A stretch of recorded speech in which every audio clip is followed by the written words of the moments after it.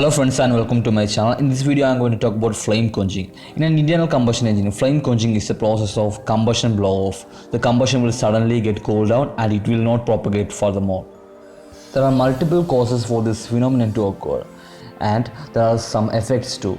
Now we are going to look into it and what are the effects and what are the causes for flame quenching.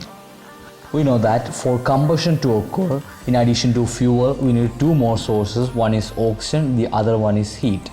The absence of any one of these sources will not lead to a combustion process.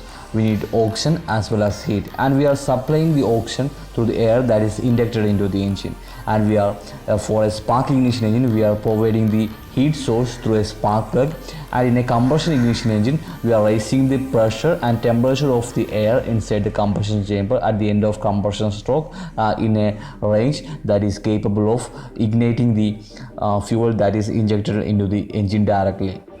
The sustainability of the flame inside the combustion chamber have a direct influence with respect to the strength of the flame front that is propagating inside the combustion chamber. If we are considering a spark ignition engine, we are only having a single flame front that is propagated from the spark plug during the electric spark, and the spark is propagating all over the combustion chamber for combusting all the fuel that is supplied into the combustion chamber.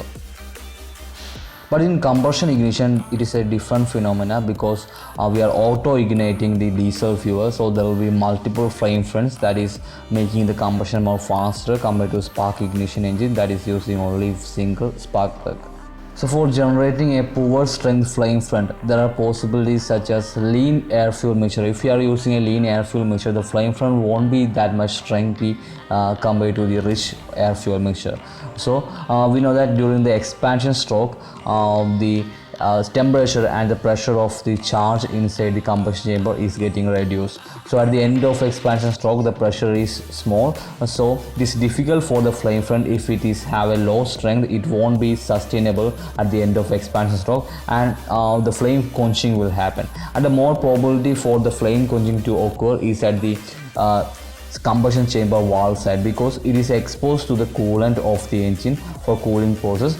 So at the cylinder walls, the temperature will be less, and if the flame front doesn't have that much strength, it will get quenched at the side of cylinder walls. If you are considering a long stroke engine which have a higher expansion ratio, or the underscore engine which is running with a lean air fuel mixture, there will be lots of chances for the flame quenching to occur. And there are causes such as lack of combustion inside the engine because of the damage that is occurred inside the combustion chamber or the engine will lead to flame quenching too.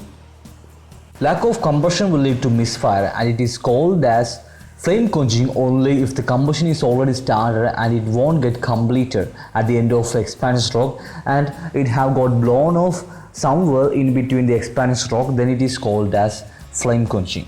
But don't worry, the internal combustion engines are designed in a way to avoid bad things to happen during the combustion process, and it is designed in a way to produce the maximum performance for a particular air fuel ratio, and the flame quenching is maximally avoided by using or altering the air fuel ratio and the combustion of the internal combustion engine. If you love this video, leave a thumbs up and don't forget to subscribe to my channel to get updated in the automotive industry. Thank you for watching. Have a nice day and bye.